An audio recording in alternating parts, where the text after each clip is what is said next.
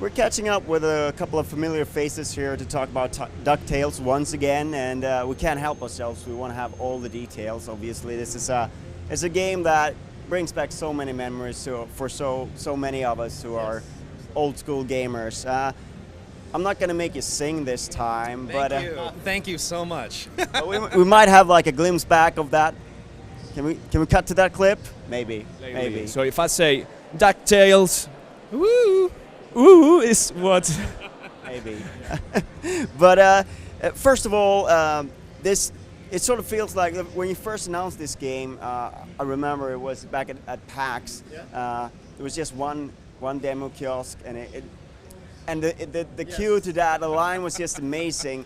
But this year, at E3 here, you're getting a little bit more love, getting a little bit more exposure. It's a little bit easier for people to sample the game. Has been good to see the reaction here at E3. Oh, it's been amazing, and it's great too. You know, we've got 4 kiosks of DuckTales here in the Capcom booth, and then you can also go to Sony. Got a couple there, and one over in Nintendo. We have 8. Oh, yeah, I'm sorry. We have 4. We have 8. I'm mistaken. There's some sort of sound booth as well. Yeah, there's a singing booth where you can sing along to the DuckTales theme song. We're actually giving away this really cool Scrooge McDuck pin. So if you want this, you have to sing in the booth. All right. For me, coming from Sweden, my theme song for the series was in Swedish and completely different, but along the same tune, of course. Is that something you're going to localize it in any way? Because I think the memories of the game, of course, there was no singing in the game, so. Well, first of all, I think before you leave, you need to go into the sound booth and sing it sing it in the original that you remember, because I think when they edit these together and they have people sing in the different languages, it'll be just that much more fun.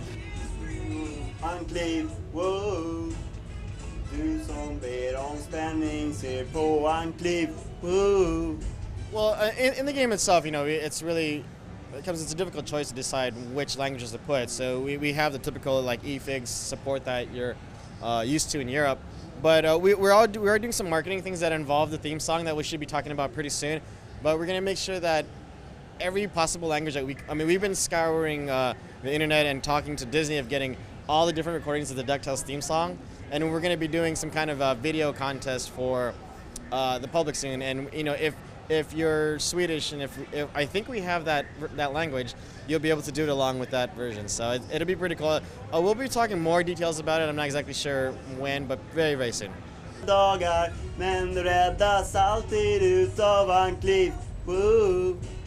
So if we talk a little bit more on what's gone into remastering the game, as it's a remaster, what does that entail?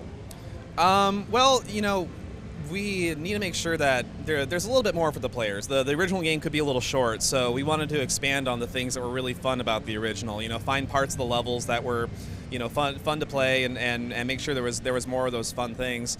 And then obviously, bringing it to current gen consoles, we need to make sure the graphics are amazing. And so our animators at the studio, we have some amazing Disney trained animators who just did a phenomenal job, matching the feel of the NES sprites, but then still just adding a new level of really great fluid animation for today, and character. Yeah, the character that sorry to interrupt, but the character that the animations bring to the sprites is intense. I mean, not just Scrooge, but in the nephews and even the enemies. When they die, they have some brilliant facial animations and poses. So big kudos to the guys at Way Forward that have been able to inject this amount of character into still images. Because I could imagine that capturing the feel is all about making sure that the collision feels the same as it would in the original game, right? Well, that's really important too, and we have a real firm understanding of that at Way Forward, because we're trained in the classic Capcom style of games and other NES era of games where the hitbox is incredibly important. If you look at Scrooge and you were to put them side by side with a TV version of Scrooge, they wouldn't look the same. Their proportions wouldn't be identical. It was really important to get his proportions closer to the NES one, because you need a predictable hitbox, you need a predictable size a character for, walking under platforms, avoiding enemies, like toenail grabbing. It can be very underestimated when you're making a game with a character where sometimes it may not feel right, and it might be because your character is a little lanky, a little strange if it's not meant for that type of gameplay. And so that was real important for Scrooge and the enemies and the bosses, that you have a very readable area that you would hit or avoid in a lot of cases. And so yeah, that was really important for us.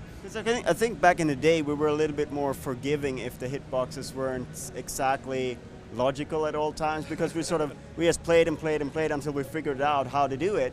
But these days perhaps gamers want to have it a little bit more predictable, a little bit easier to read what to do. Well, and also like in an NES and Super Nintendo era, most of the enemies and characters were built within a grid. They were built within like a 16 by 16 or 32 by 32, very predictable square area. Whereas today, when everything can be hand drawn, it can be any innocuous shape. And so, we really try to stay true to make sure we have a very predictable hitbox, and that from frame to frame, the characters aren't popping outside of that hitbox too much. That they're staying within it so that it is predictable. And in a case where, maybe a character does pop out of it a tiny bit, that you don't, put a hit on that all the time, because like if an enemy has just like one arm that pops out, you don't want to make the hitbox too much bigger. It can be unforgiving. And our philosophy at Way Forward was advantage to the player. When faced with the decision of, do we make the hitbox bigger and make the enemy tougher to beat and maybe unpredictable, or do we make it so that maybe the enemy intersects Scrooge a little bit, we're going to lean towards, being more forgiving to the player, because it makes a more fun experience for them, and while still keeping it challenging. Yeah, and actually keeping that square-based collision box actually was actually a key to 2D gameplay. I mean, it creates some funky situations like the toe hang, where you kind of only have a toe on a ledge, but you're standing straight up, and that's kind of a hallmark of a good 2D game actually, because that creates predictable collision on the character and the object, so you can get really precise jumping. I kind of a little off topic, but we learned that same lesson when we did Street Fighter 4, because we had traditional 3D polygon collision, and it didn't feel right for a 2D based game. We turned that into to box-based collision boxes, and it made the game feel much better. Little secret there. Oh. So do you have a favorite level or area of the game that you'd like to share? I guess we're not spoiling anything because the game's been out for a while. What? Man, that's a tough one. I've been working on it for over a year now, and it turns into, Sophie's choice. You pick one, and you're like, oh, but there's this one. And you say that, like, oh, but there's this one. It's kind of like trying to pick a favorite song, talking about music real fast. Everyone really loves the Moon theme. But for me, Amazon is my favorite. But then I'm like, oh, but I really like African Mines also. And it's like, oh yeah, but Transylvania is great. Oh, and it's just like you just remember. And his favorite is Himalayas, which I like also. And you're like, oh yeah, Himalayas. It's like what's your favorite flavor candy? It's like, oh, but they're all so good. I just need a bag of Skittles. Just eat them all. Yeah. Actually, I like the Himalayas, but I think becoming my new favorite piece of track in the game is Jake's 8-bit version of our final level. So we've added a couple new areas to the game, well, 2 new levels to the game, and in order to support that, Jake Kaufman, the musician at Way Forward, had created a new 8-bit music for that level, and also his new arranged music. And I really like the 8-bit version of the last level. It's really good. I think you guys will really like it. So will the 8-bit music be retained? Can you choose between the new and the old? When you beat the game, there is an option to play the 8-bit music, and then for the levels that are new, for the areas that are new, we have created new 8-bit music that is in the spirit of the original game. That's the spirit. It's flawless. If you didn't know that track was in there, you would think it's an original track from the NES game. Yeah. You absolutely would. Stays true to the chip tune, the chip definitely. music. In the past, Jake Kaufman has done music where he's used an actual kind of chipset emulator. When he did some games, he used like a Castlevania emulator. Like with this game, it's almost like he used the exact same instrumentals, like the exact same like sound. It feels like the song can be put into an NES cartridge and just fit right in alongside DuckTales.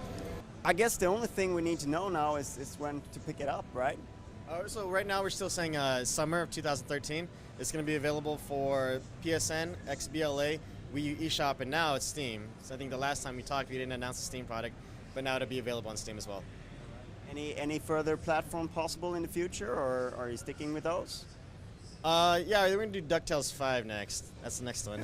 We're just going to skip 2 and 3 and 4, and we'll do 5. But right now, let's make DuckTales the success that we know it can be and it deserves, and then we'll go from there. Thanks a lot. Thank you. Thank you. Thank you very much.